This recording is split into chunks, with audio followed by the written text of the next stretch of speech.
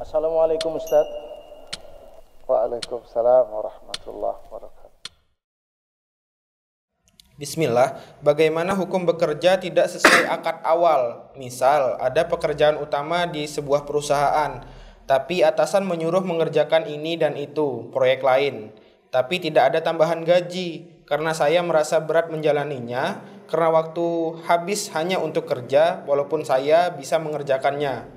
Bagaimana dengan kasus seperti ini, Ustadz? Silahkan dijawab, Ustadz. Ya. Allah alam bisawab, hukum asalnya ini hal yang dilarang karena tidak sesuai dengan akad. Rasul mengatakan al-muslimuna ala syurutihim. Al-muslimuna ala syurutihim. Artinya orang-orang muslim itu dia harus sesuai dengan apa yang sudah menjadi kesepakatan, yang sudah menjadi syarat antara muslim dengan muslim yang lain. Lalu kemudian buat satu kesepakatan atau persyaratan, maka tidak boleh persyaratan atau kesepakatan itu dilanggar. Kalau sudah memang disepakati, ini job desk-nya, ini pekerjaannya, sekian. Lalu kemudian dilanggar itu, ini kezaliman. Ini hukum asalnya tidak boleh. Karena ada unsur kezaliman di situ. Bisa jadi seseorang menzalimi karyawannya dengan cara telat membayar gajinya. Bisa jadi seorang bos menzalimi karyawannya dengan mengurangi gajinya. Bisa jadi seorang bos itu menzalimi karyawannya dengan memberikan tambahan-tambahan kerja, tapi dia tidak memberikan tambahan gaji dari pekerjaan yang seharusnya dia lakukan. Ini termasuk perbuatan zalim.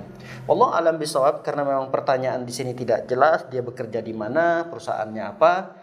Intinya adalah kalau memang dia bekerja di tempat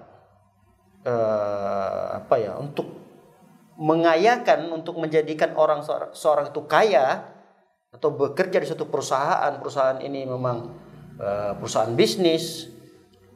bisnisnya ini berkembang dan menjadi kayalah beberapa orang pemilik bisnis itu, tentu ini perbuatan sangat tercela sekali dalam Islam.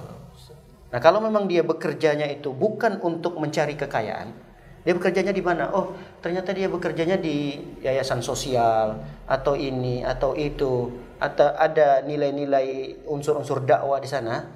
Nah, di sini dikembalikan pada dirinya. Kalau memang dia mengikhlaskan itu dan dia menganggap ini sebagai ibadah bagi dia, alhamdulillah. Dia dilihat, oh saya bekerja di satu lembaga yayasan. Lembaga yayasan ini memang bergerak di bidang sosial dan bukan mencari keuntungan. Tidak mencari, sama sekali tidak ada keuntungan. Bahkan orang berlomba-lomba untuk menitipkan hartanya di sana. Kecuali ada sebagian lembaga pendidikan nih. Nah, ini kadang-kadang ada nih lembaga pendidikan yang bayarannya mahal, kemudian fasilitas pendidikannya mewah, wah banget gitu.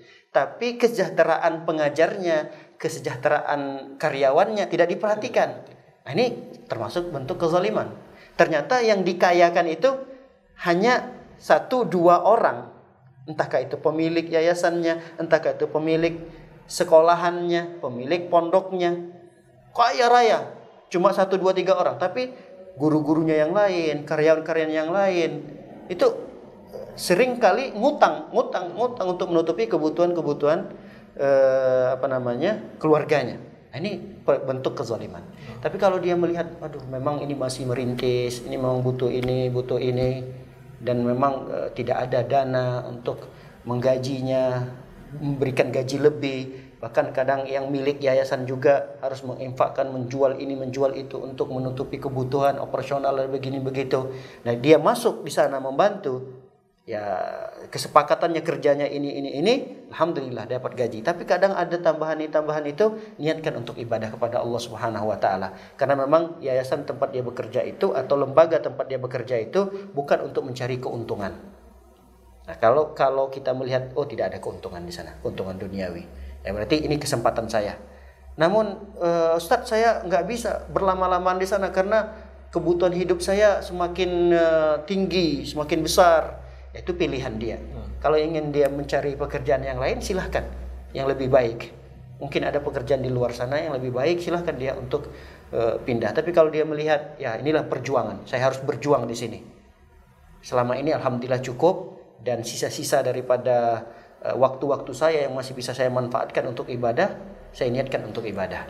Tapi kalau dia yang dimaksud dia bekerja di satu lembaga, memang situ unsur bisnisnya besar, akan ada menjadikan orang semakin kaya, semakin kaya, semakin kaya, tapi karyawannya tidak diperhatikan. Ini kezaliman yang besar. Ya Allah alam bisawab. Barakallahu fiik. Nah, barakallahu fikum, sangat jelas sekali jawaban dari Ustadz. Mudah-mudahan terjawab pertanyaan dari jamaah sekalian ya. Kalau kita bertemu dengan saudara kita yang jelas kita ketahui dia muslim. Halo Ustadz, tanya Ustadz lebih mudah.